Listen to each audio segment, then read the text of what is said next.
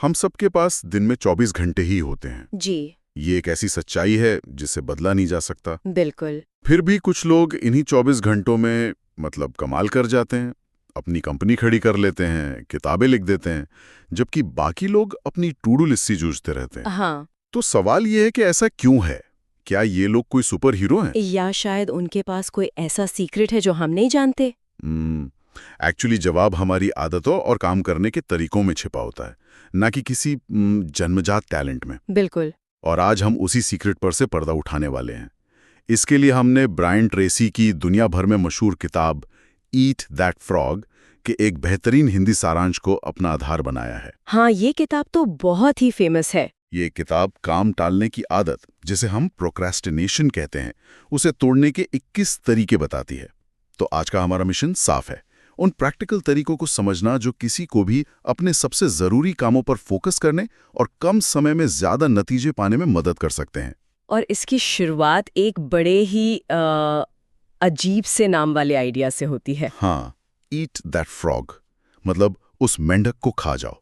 सुनने में थोड़ा अजीब है, पर इसका आइडिया बहुत पावरफुल है। किताब के मुताबिक आपका फ्रॉग यानी मेंढक वो काम है जो आपके लिए सबसे मुश्किल, सबसे जरूरी है और जिसे पूरा करने से आपकी जिंदगी पर सबसे ज्यादा पॉजिटिव असर पड़ेगा। और ये वही काम होता है जिसे हम सबसे ज्यादा टालते हैं। एग्जैक्टली। और ईट दैट फ्रॉग का मतलब है हर सुबह सबसे पहला काम यही करो। उठो और बिना ज्यादा सोचे समझे उस सबसे मुश्किल काम को खत्म कर दो। सही कहा। ब्रायन ट्रेसी का तर्क है कि अगर आप दिन की शुरुआत ही अपनी सबसे बड़ी चुनौती को जीत कर करते हैं तो बाकी का दिन बहुत आसान लगता है। आपको एक मनोवैज्ञानिक बढ़त मिल जाती है। ये साइकोलॉजिकल बूस्ट ही असली खेल है। जब आप सुबह 9 बजे तक अपना सबसे मुश्किल काम खत्म कर चुके होते हैं तो आपको एक जबरदस्त जीत का एहसास होता है। हाँ, एक मोमेंटम बन जाता है। बिल्कुल। दिमाग को सिग्नल मिलता है, सबसे कठिन पड़ाव तो पार हो गया, अब तो कुछ भी हो सकता है। ये आपको पूरे दिन के लिए चार्ज कर देता है। तो ठीक है, मेंढक खाने के लिए तैयार हैं, पर शुरू कहाँ से करें? किताब कहती है कि सब कुछ स्पष्टता से शुरू होता है। पहला कदम है मेज तैयार करना। ये सुनने में तो आसान लगता है, पर इसका मतलब सिर्फ लक्ष्य सोचना तो नहीं होगा। नहीं, बिल्कुल नहीं। ये सिर्फ सोचने से कहीं ज्यादा गहरा है। ट्रेसी जोर देते हैं कि लक्ष्य जब तक कागज पर न लिखा जाए वो सिर्फ एक ख्वाहिश है। सिर्फ एक इच्छा। हाँ, आपको साफ साफ लिखना होगा कि आप क्या चाहते हैं, क्यों चाहते हैं और सबसे जरूरी कब तक चाहते हैं। ये कब तक वाली डेडलाइन ही उस लक्ष्य में जान डालती है। स्पष्टता ही ताकत है। अच्छा, तो एक बार लक्ष्य कागज पर आ गया, अगला कदम है प्लानिंग। किताब में लिखा है हर दिन की योजना एक रात पहले बनाओ। ये सलाह तो हम सबने कहीं ना कहीं सुनी है, पर सच कहूं तो मेरी बनाई कई योजनाएं सुबह 10 बजे तक ही पटरी से उतर जाती हैं। ये तो सबके साथ होता है। कोई जरूरी ईमेल आ गया, कोई मीटिंग आ गई। तो ये सिस्टम असल दुनिया की भागदौड़ में कैसे काम करता है? ये एक बहुत जरूरी सवाल है।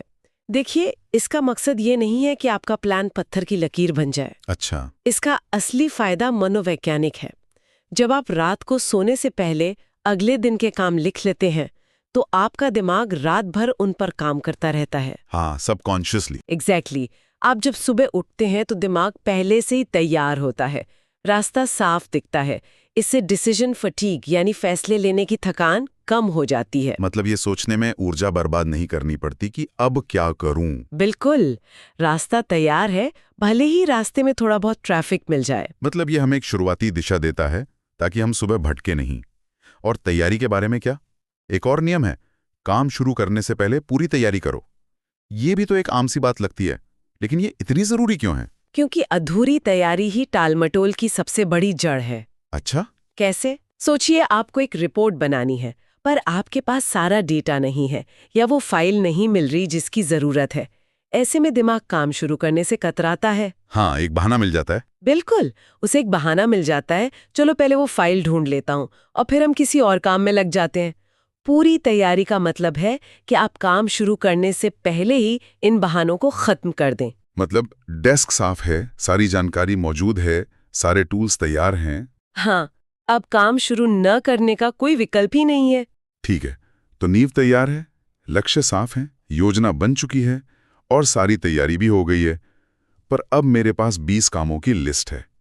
यहीं पर आकर मैं अक्सर अटक जाता हूं। कैसे तय करें कि कौन सा काम असल में जरूरी है? और यहीं पर इस किताब का एक सबसे शक्तिशाली आइडिया काम आता है, 20-80 नियम। पेरेटो सिद्धांत। हाँ, पेरेटो सिद्धांत। ये नियम कहता है कि हमारे लगभग 80% नतीजे हमारे सिर्फ 20% कामों से आते हैं। ये तो चौंकाने वाली बात है। मतलब मेरी 20 कामों की लिस्ट में से शायद सिर्फ 3-4 काम ही ऐसे हैं जो असल में मायने रखते हैं। बिल्कुल।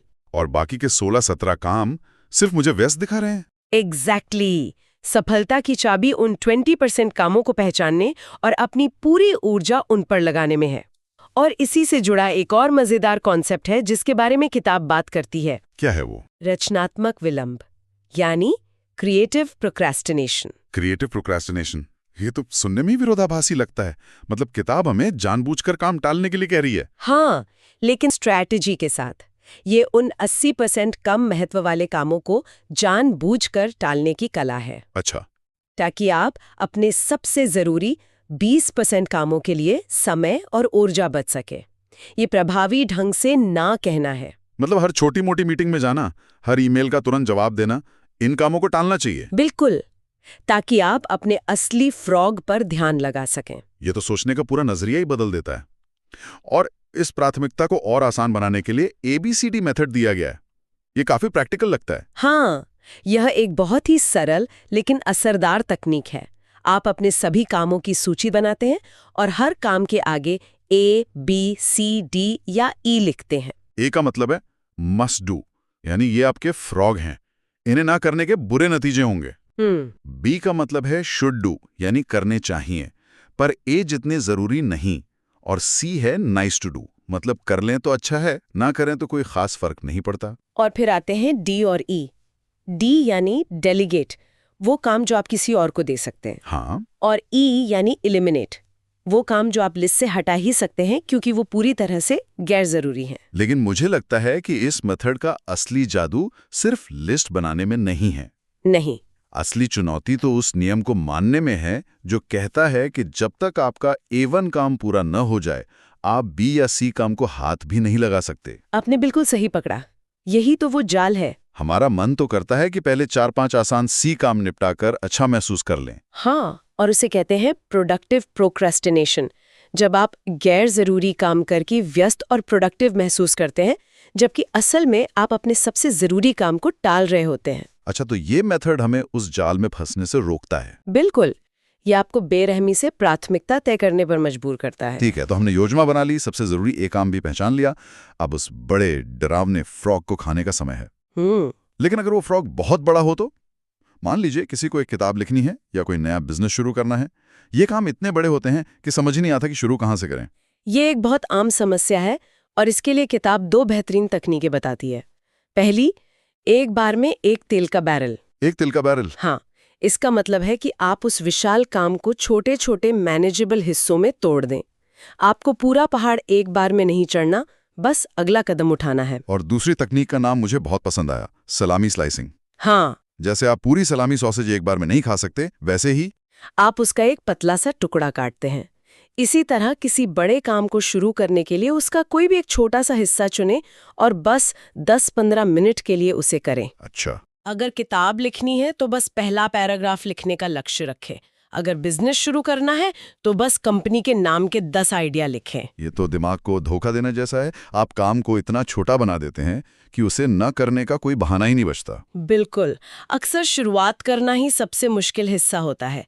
एक बार जब आप शुरू कर देते हैं तो गति अपने आप बन जाती है। Momentum is king. ये तो हुई तकनीक की बात, पर मानसिकता का भी बड़ा रोल होगा। बहुत बड़ा। किताब में खुद पर दबाव डालने और तत्काल काम करने की भावना विकसित करने की बात कही गई है। क्या इसका मतलब खुद को बेवजह तनाव देना है? नहीं, ये नेगेटिव तनाव नहीं है। ये खुद को प्रेरित करने का एक तरीका है।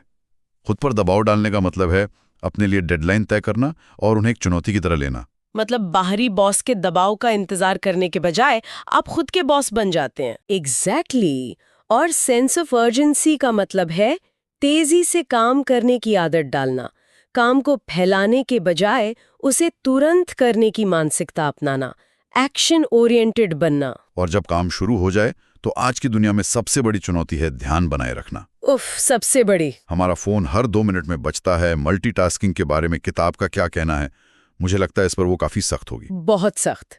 किताब साफ कहती है कि मल्टीटास्किंग एक मिथक है, एक झूठ है। एक झूठ? हाँ, असल में आप टास्क स्विचिंग कर रहे होते हैं, जहां आपका दिमाग तेजी से एक काम से दूसरे काम पर कूदता है और इस प्रक्रिया में बहुत सारी मानसिक ऊर्जा और समय बर्बाद होता है। यानी एक समय में एक ही काम करना और उसे 100% पूरा करने के बाद ही दूसरे काम पर जाना।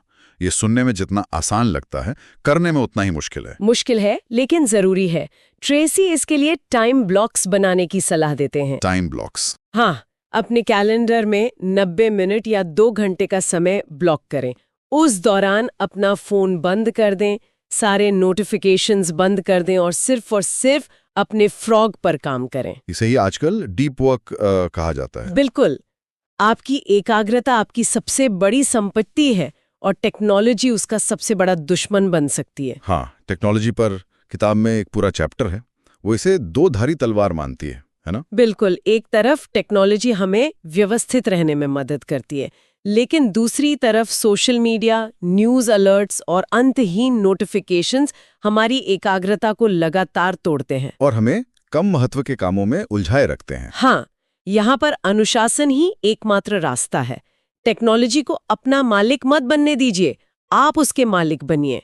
दिन में कुछ तय समय पर ही ईमेल चेक कीजिए, सोशल मीडिया के लिए समय सीमा तय कीजिए। तो अगर हम इस पूरी चर्चा को समेटें तो सार ये है कि तालमटोल पर काबू पाना कोई जादुई शक्ति नहीं है। नहीं, ये एक स्किल है जिसे सही तरीकों और अभ्यास से कोई भी सीख सकता है। ये एक मसल की तरह है।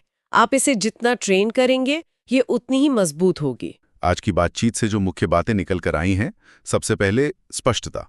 अपने लक्ष्य कागज पर लिखिए। दूसरा, बेरहमी से प्राथमिकता तय कीजिए। हाँ, 80-20 नियम और ABCD मेथड का इस्तेमाल करके पहचानिए कि आपका असली फ्रॉग क्या है। तीसरा, बड़े कामों को सलामी स्लाइसिंग जैसी तकनीकों से छोटे हिस्सों में तोड़कर शुरू कीजिए। और एक समय में एक ही काम पर फोकस कीजिए। बिल्कुल। और इन सब के ऊपर वो सुनहरा नियम, हर दिन की शुरुआत अपने सबसे बड़े, सबसे जरूरी फ्रॉग को खाकर कीजिए। हाँ, ब्रायन ट्रेसी का दावा है कि ये एक आदत आपकी पूरे दिन और धीरे धीरे आपकी पूरी जिंदगी को बदल सकती है। और अंत में, ये सिर्फ ज्यादा काम निपटाने के बारे में नहीं है, ये उन कामों को करने के बारे में है जो सच में आपकी जिंदगी में कोई मायने रखते हैं। जब आप इन सिद्धांतों को अपनाते हैं तो आप सिर्फ ज्यादा प्रोडक्टिव नहीं बनते, बल्कि आपको अपनी जिंदगी पर ज्यादा नियंत्रण और संतुष्टि भी महसूस होती है। मतलब आप रिएक्ट करने के बजाय प्रोएक्टिव हो जाते हैं। बिल्कुल, आप प्रोएक्टिव होकर अपनी जिंदगी को दिशा देते हैं। बहुत खूब। और आज की इस चर्चा को खत्म करते हुए सुनने वालों के लिए एक सवाल छोड़ जाते हैं। अगर ईमानदारी से सोचा जाए तो इस वक्त किसी की जिंदगी या काम का वो सबसे बड़ा, सबसे जरूरी फ्रॉग कौन सा है जिसे लगातार टाला जा रहा है? ये एक बहुत जरूरी सवाल है। हो सकता है वो कोई मुश्किल बातचीत हो, कोई नई स्किल सीखना हो या कोई बड़ा प्रोजेक्ट शुरू करना। उसे सिर्फ पहचान लेना ही शायद पहली और सबसे बड़ी जीत है।